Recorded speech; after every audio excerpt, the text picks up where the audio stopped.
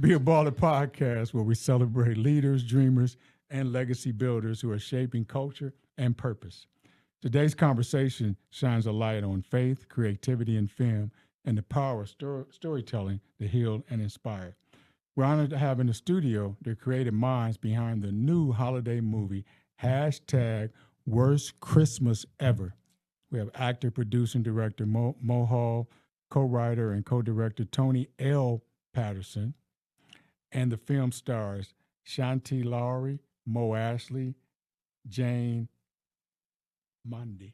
I was good. This movie isn't just about Christmas gone wrong. It's about finding hope, love, and redemption when life doesn't go as planned. Welcome to Be a Ball. That was a good tagline. Thanks for having us. Thank you. I want to start out with some fun stuff since I got this fun class. Let's do a quick round of holiday hot takes. Okay. Wasn't prepared. Let's go. Favorite Christmas movie growing up? Home Alone 2. Ooh, that was fast. Home Alone 2, not one. Yes, 2. Interesting. Yeah, I know. I'm a one girl if I'm going to do Home Alone. I'm a Love Actually fan. That's my Christmas movie. The 1941 version of Christmas Carol with Alice. Wow, you went back. Old school. You went back. The Grinch. Okay. I would think the first time I saw it, I was probably 5 or 6 years old, so it's something that I watch every year. Oh, wow. Okay. All right, Mo. Elf? I think Elf was mine. Yeah, Elf was the one for sure. That makes sense, Mo. Yeah. That makes sense. I'll take that. I don't know how to take that. I know. How about this one? Best or worst Christmas gift ever received? I have a terrible story that just came to my mind, and I'm literally telling myself not to tell it. Do as I'm it. telling it. Oh. My husband, for the first Christmas we were ever together, and he's in the room just so everyone can appreciate that he has to hear this story. He got me a gorgeous necklace from a fancy place with all the wrapping and and it was so ugly. Oh. And I opened it and I literally tried to pretend. I'm an actor, so this is sad because I tried to pretend I liked it and a tear came out and he knew that I hated it. Wow. It was our first Christmas together ever, so we were, learning each other's tastes, and he's gotten so much better since. But That was the last time you got jewelry. it Absolutely was not. for many years. It was. No, that's right. What's this hat? That's your Christmas present. And you deserve it. You deserve it. Yeah. I was not a good person that day. I feel bad. I gotta say my best had to be one of the Scrabble games that my mom, every year she got us a new Scrabble game. We had the 10-year anniversary, the 25, the 35, and the 50-year anniversary Scrabble game in our home. Wow. That's awesome. I would have to say we were giving my grandfather, we call him Pops, a gift. He opens it. And he says, "Oh my gosh, it's a DVD." And we go, "Pops, it's called a DVD." So we would not let that story die down. Oh, dividends are what they're Dividends. called. Yeah. It's a dividend. Like, is that what you've been calling it this whole time? I'm so happy. That come out on dividend? You can get it on dividend. Give them dividend now. I love it. When I was younger, my mom had a friend who had no children, so she really didn't know what to give 8, 9-year-olds. So for a couple of Christmases, we would always get fruitcake. Oh. And Jane. Fruitcake. Oh, Jane. No one likes fruitcake. no, I called it dead fruit. Good doorstops, though. So when I was 5 years old, I was given a bicycle. And I rode the bicycle one time, and I parked it on the porch in Memphis, Tennessee, and someone stole it. And I still have PTSD, which is why I don't buy bikes anymore. Yeah, because your daughters all they have is scooters. They have scooters. I don't buy bikes for my kids because I'm afraid it's going to Wow, get that stolen. thief ruined like It generations did. of lives. Generational curse there. Wow. Man, we're going to pray for We're that. going to break We're gonna those. break We're going to that. break those Yeah. today. Yes. Morgan, you're getting a bike next year. That's right, Morgan. Pray over that, please. Also, Sydney and Harper, you're getting bikes too. Sorry. Boy, this is going so well. Let me get one more. 'Cause I'm learning a lot here. What's a holiday tradition you can't live without? Anyone else want to start? Holiday tradition. I would say, so 2 things. We always play board games for the holiday. primarily Monopoly. So Monopoly's the one. Number two is key lime pie is my favorite. So we're always going to have key lime pie for Thanksgiving, Christmas, St. Patrick's Day. I knew there was a reason that we were going to July get 4th. married No. in the movie because Whatever. I'm a key limer too. Exactly. That's Yeah. it for me. Yeah. My family always made an effort to get together at Christmas time, and sometimes I had to work on Christmas. So if I was working, they would come to my place of work and bring breakfast. Oh, cute. And then after I got off work, then I would go to my parents' home, and then we would open our gifts together and eat. Sweet. We sing Christmas carols every Christmas. The 12 days of Christmas, and everyone has their own part. It's like we're a group, okay? What? Yeah. Who were you? So- What day were you? It just all depends on the year. It just all depends on the year. She doesn't want to But get caught we do singing. have some elders. We do have some elders that only say certain days. Okay. We do. Why did you touch Tony when you said Right. elders? Whoa. I'm just saying. I just asked. Just a Elders. question. I didn't know. Come on I now. wasn't sure. This Pops. this is my elder. That is true. This is my You elder. better respect. I love you. apologize. Yes. You don't punish me. Well, two traditions. One, growing up, Mom would always allow us to open one present, like right at 12, and then we watch movies until we fall asleep, and then whenever we wake up, it's time to open the rest of the presents. And as I raised my kids, we did the same thing, but always Christmas breakfast was like, you got to do that. Yeah. You got to do that. I love hearing that because we definitely opened a present the night before. And I love a big Christmas Eve dinner, but I'm a really big fan of just a big Christmas breakfast that's sort of like easy to make and you lay it all out and everyone really just opens presents and hangs out together on Christmas. I'm not a fan of like a traditional sit down because Christmas should just be like lazy a little bit. Yeah. Yeah. This is good. This is good. Now, this really leads to the next question. Okay, we're talking all these great Christmas stories. So how did the idea for hashtag worst Christmas ever come about? Because we're all Wow. excited about Christmas. We're gonna let Tony answer that one. It was 3 stormy Christmases ago. So 3 years ago, I traveled from L.A. to Atlanta, where my ex-wife had moved with her new husband, and we always have Christmas together, our children. And when she moved, you have to know that children will follow mommy wherever they go. So I go to my ex-wife's new home on Christmas and sleep in their house Christmas Eve to wake up to my children's flights being canceled. I spent Christmas with my ex-wife and her husband without my children. Hashtag worst Christmas ever. And now she's inviting people over. We're gonna play board games. I was done. So then Mo said, I come back home, I tell him the story. He goes, we should write about your pain. He didn't say pain. I said that's a movie. And that's it. Hashtag worst Christmas ever is my experience. And I'm here I lived through it and I love it. No, Tony, way to go. I'm getting better when I talk about it. Yeah. I don't know. That was very emotional. I felt like you needed a hug. Well, the medication's kicking in. Okay, good. Okay. Mo, your generation's been remarkable. I've watched you grow from a national champion at Ohio State to an actor, writer, and a film producer.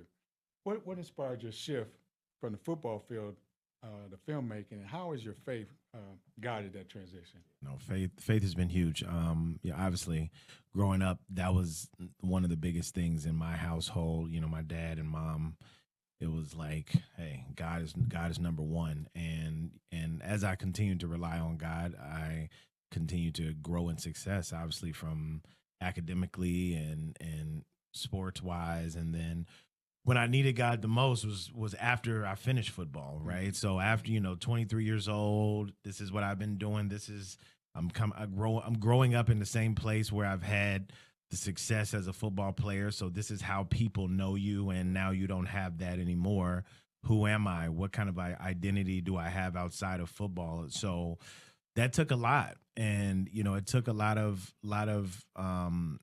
belief and a lot of prayer to get through that and find the next thing for me, which ended up being acting. And thankfully I was able to find that, and then from there, I prayed about how to get into acting and pursue this next passion, and God made a way for me to get there through Target, working at Target, getting promoted at Target, and Target transferring me to Los Angeles to pursue it, and ultimately God taking that job away from me. Thank you, God, but I needed it at that time, Yeah. But and now essentially doing what I'm doing now. But it all started with, just continued hard work, continued faith in God, faith in myself, and then just getting better. It's important to you still gotta be great at what you do in order to get to where you want to get to. So that's been a great. Good stuff. Yeah, I knew you as a little sideline reporter or whatever, and now seeing you on the big screen. That's how I got into it. I had my first live shot, and they said, throw it out to Maurice on the field, and Maurice said, back to you. That was my first live shot, and somebody said, take an acting class to help with those nerves, and the next thing you know, I said, acting is it. So, Shantae, Yeah. Mo, and Jan. Jane. What drew you to this story, and how did your character connect to something deeper in your own life? I'm sure there's always a connection somewhere. Yeah. You read the script. What drew you to this story? Yeah, you always have to find a connection as an actor because that's your way to be authentic. You don't have to feel everything that your character does, or you wouldn't make all the same choices, but you have to understand why. And sometimes that's harder than others. This was very easy for me to connect to. Alicia is just a loving mom. She loves her children and therefore loves her children's father, even if they're not married anymore.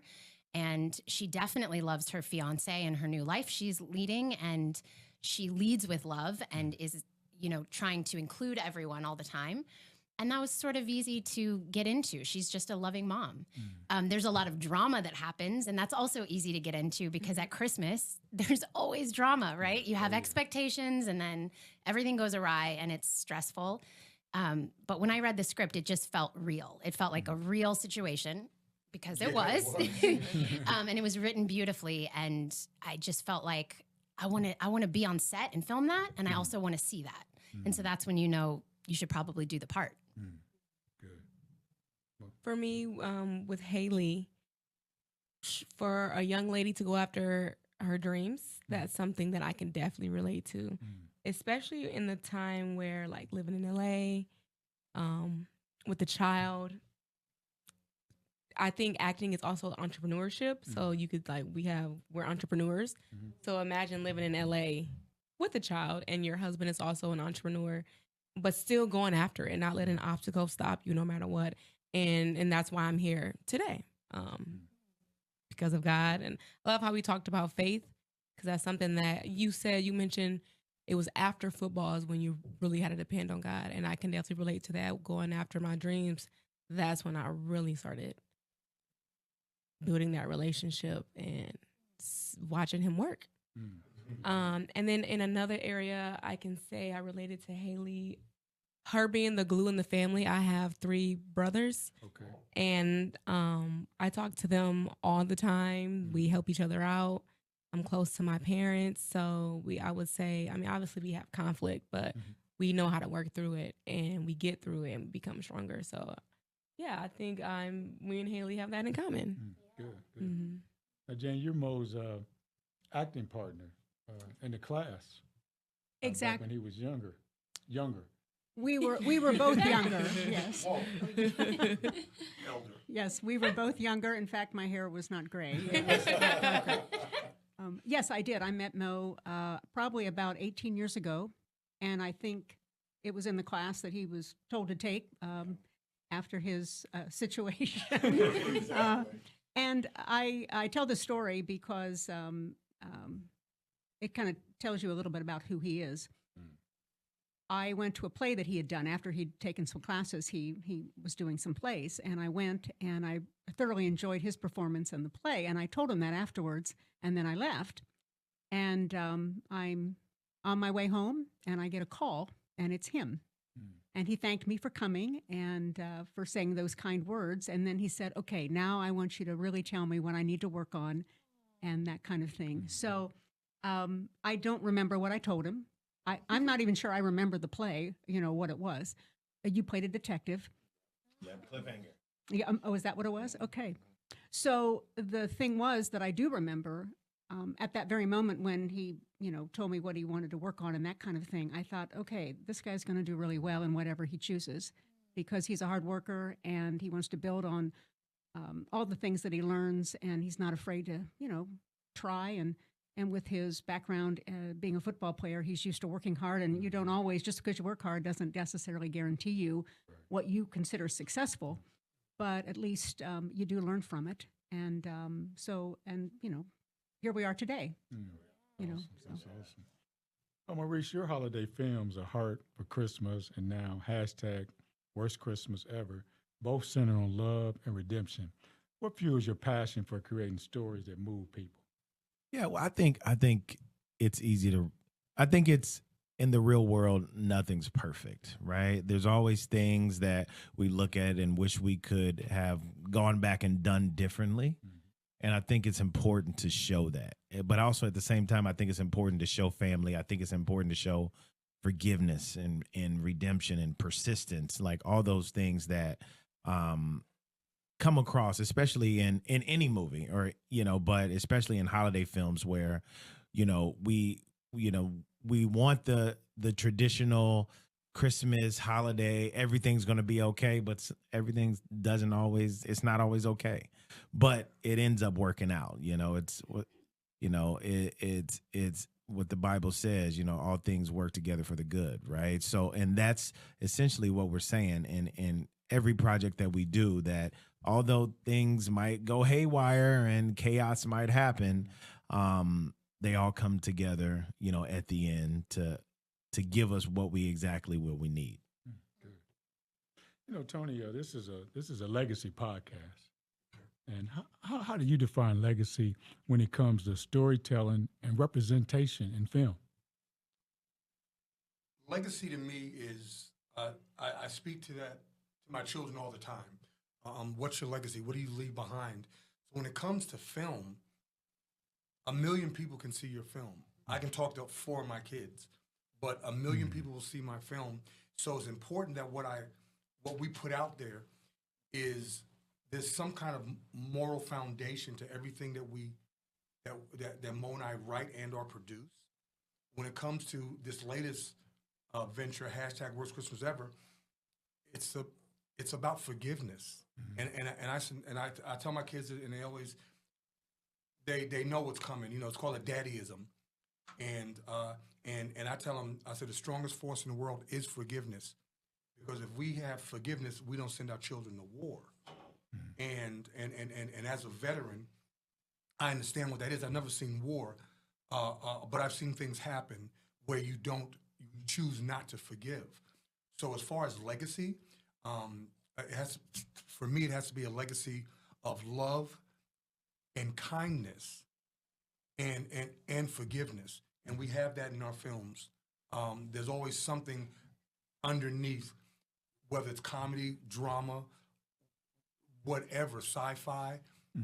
Legacy is important that you build, and so people can build on top of that. People can go, oh, I see what you've done, and become part of that legacy by joining in and creating their own legacy. Everyone's going to do something different, but that's what we do.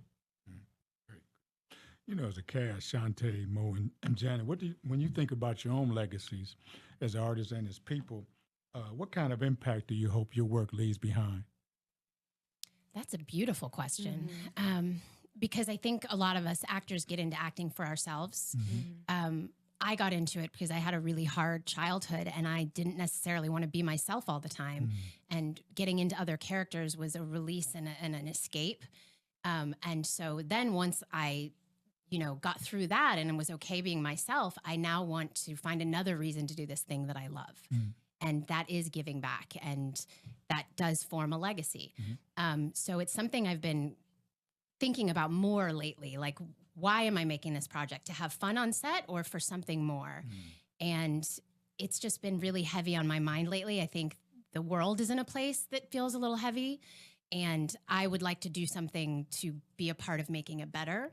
And it's funny because Mo and I were having this conversation that what we do when we make a movie matters because people see it and they maybe haven't seen themselves in that way before, or they didn't understand that about their dad before, or they didn't understand why someone did something, and they go, oh, wow, I can relate to that, and I take something good out of that. So it doesn't have to be a heavy movie or a dramatic movie to move people. Sometimes people need a place to just feel hopeful or happy. And so that's the legacy I want to leave. I want everything I do to be intentional and to be moving towards something beautiful and better. That's a big legacy, but it's also something that I take seriously. Amen. Amen. Mo? For me, I would like to leave behind an impact on generations.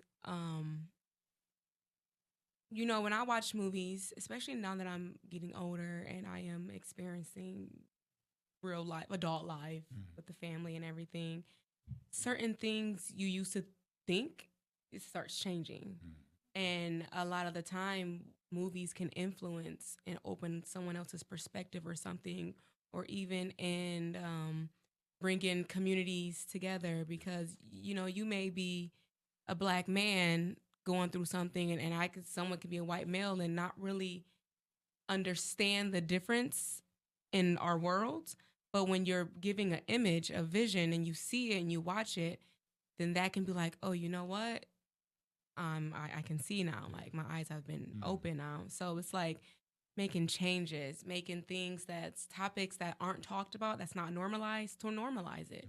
Get information out there, get history out there. There's a lot of work to be done. And I think movies, TV shows is a great way of influencing change and positive change. That's a really interesting question because a lot of times when you audition for something and you get the part and you do the role, you don't know what the final product is. And sometimes I don't even know if the director sometimes doesn't know either until they actually start doing some editing. But I think as an actor, what you try to do, and at least what I hope I can do, since I'm older, Elder. Tony, but I think that I hope that what I can bring is make it about the work and not about myself, but about the work and what the vision of all the other artists are doing, and be part of a team. And I found that when I've done that, I enjoy it, and I also then it allows me to help in other ways, and want to promote, newer people, newer artists and newer directors and writers and things like that, and help out in other ways besides acting and in promoting or whatever else there may be to do. But it's a fun thing to be a part of, and the more you're involved, I think the more you want to know about it. As we think about the movie, especially the title, that hashtag worst Christmas ever, we know that grabs people's attention. Was there a moment during production when you all realized that this is bigger than a movie? That this is bigger than, this is a ministry. As we're talking now, this is an opportunity. This is bigger than a movie. Yeah. I did. When I read it, I felt like this was a beautiful movie for a dad, reclaiming and his family, and there's themes of that. But it wasn't until the world premiere in Los Angeles and I got the feedback from people that I realized it is bigger. It's Black men seeing themselves in a complicated, messy way on screen, having a family, being a good dad, even though you've made mistakes. That's big. And we don't always get to see that. I think other cultures do. There's anti-heroes that people look up to in other cultures. But in the Black community, I think sometimes men can get demonized or villainized. And this is the opposite of that. This is a movie that talks about a good man, a good father who is not perfect, because that's real life. And then he's making changes and actually taking steps to be a better person. Again, it's real life. So it was beautiful to see that it touched people and that it seemed like it was something that some Black men especially needed to see. Good. I think that's a mic drop.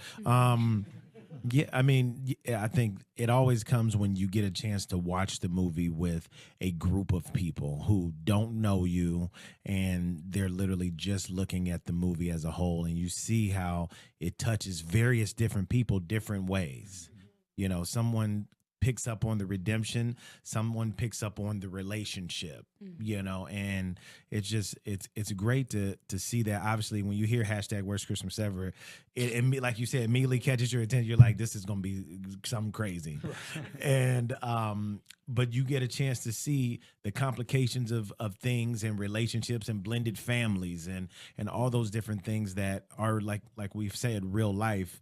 But you get a chance to understand the empathy that comes with it from every single character, from the son who has the issue with his dad to the dad who's all he's been trying to do is provide for his family, but the problem is he hasn't been at home.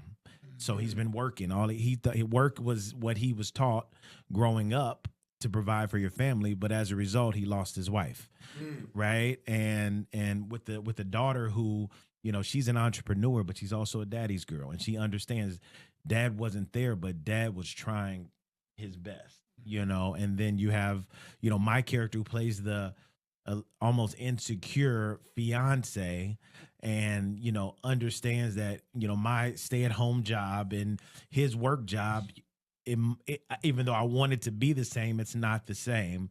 But at the same time, we still have to have the respect for each other as we, you know, go through this relationship of my new fiance and his ex-wife. So it touches on so many different levels that I think people take. As we think about the movie, what are some lessons about grace, forgiveness, or family do you hope that viewers take away, especially especially those facing tough holidays? Can I just say that it's possible? Like, people need to remember that grace and forgiveness and hope are possible, and that you do have to try. You have to make an effort, and sometimes it doesn't feel exactly how you think it's going to feel, but it's still worth doing. I would say I'm trying to see how to say it without giving anything away, actually. Come watch the movie. Right.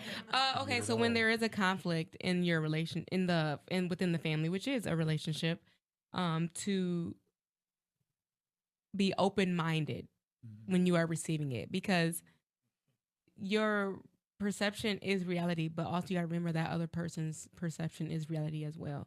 So they're saying this is X, Y, and Z, and you're like, no, I'm A, B, and C, and y'all not meeting up. Y'all have to both meet in the middle, you know? So that was my biggest takeaway. You know, Maurice and Tony, as a storyteller and father, how do you see the next generation of filmmakers, especially Black creators, shaping the future of inspirational cinema?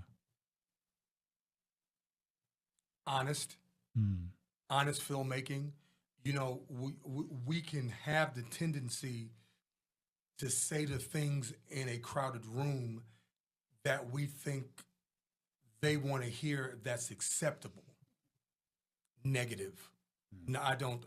We want to speak to truth, and underneath speaking the truth, I hope the filmmakers that come along, you know, from Gordon Parks all the way to Spike Lee to Mo Hall and Tony L. Patterson, that we speak truth to power, and we show ourselves, if no one else will, in different lights of strength and vulnerability. As Black men, our strength comes in those forms.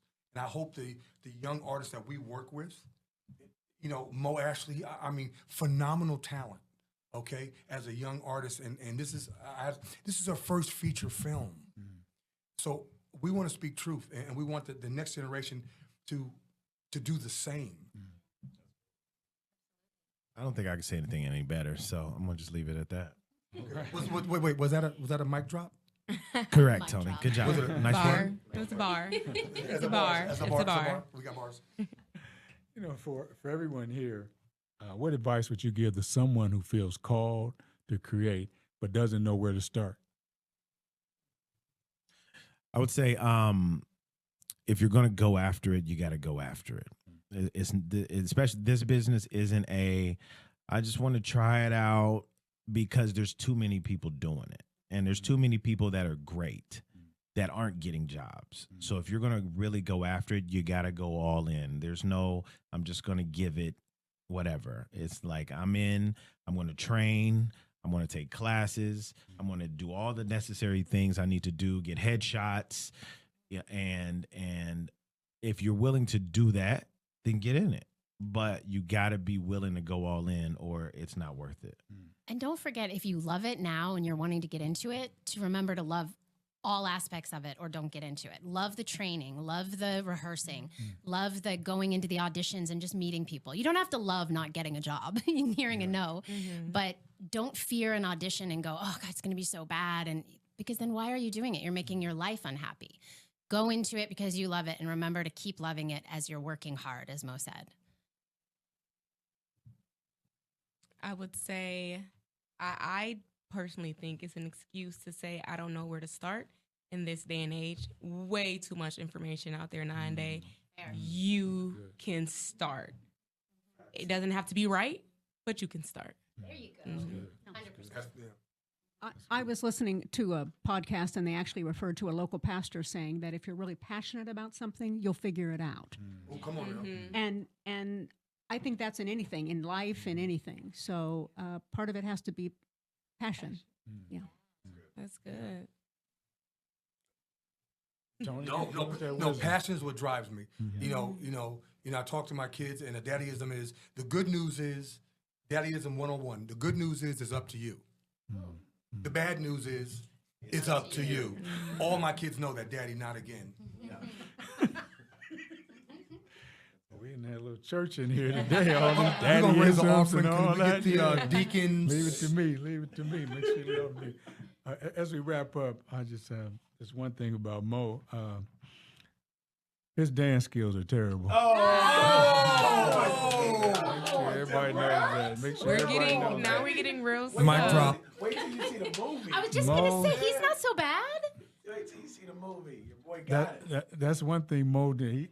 We're just gonna tell the truth. Mo was not a club man. Hey. In high school, You went to the in clubs with college. him? Tell me about that. I need to know. He said, let me wrap this up. Yeah, let me wrap this up. I said, I'm doing And how we get questions personal. here. Ask you a Asking all couple the questions, Pastor Coach Tim I Brown. wasn't there. I just heard about it. You heard the word on the streets. Let me put it that way. Word on the streets. We'll leave it at that. Rumor has it. Rumor has it. But I want to thank you all for joining me today on Be a Baller podcast. This has really been special to me, and it's been a blessing seeing Mo. But most importantly, I'm blessed to see the people that he surrounds himself with, which is so important. As we talk about advice for young people or people want to start out in this deal, you got to make sure you're around the right people. You just can't be around anybody. You can't be around them naysayers, you know. You got to be around those who can encourage you that you can do this, you can make it happen. And we know when God has a plan for your life and a purpose for your life, it'll happen. Yeah. And here's a man Amen. that, when Mo left Columbus, we were just all, I was shocked. I'm like, he's going to do what? Going to act, you know. This is Mr. Mo Hall, you know, all state football player, you know, Ohio State national champion, and he's giving all that up to do what? But when God has a calling on your life, you know, it will come to pass. It may not happen overnight, but it will come to pass. I'm just so excited to see the work that he's doing, and I want to thank you all. I want to thank you all for pouring into this young man, because he's way out in California. He's from Columbus. And Someone's he gotta needs watch those him. people. Somebody's got to watch him. Someone gotta take care of I'm glad he's got the right people. So thank you for being here and reminding us, even in the worst seasons, faith, love, and perseverance can bring out our best stories. Hashtag Worst Christmas Ever movie is more than a holiday movie. It's reflection on grace, family, and the legacy we built through resilience. To our listeners, remember, legacy isn't about perfection. It's about the lives you touch, the stories you tell, and the hope you leave behind. Come on now. So I want to thank. And go. Make sure you go stream hashtag Worst let's get Christmas that. Ever. Make All sure you do platforms, that. November 18th. Until next time, keep building your legacy, one story, one dream, and one act.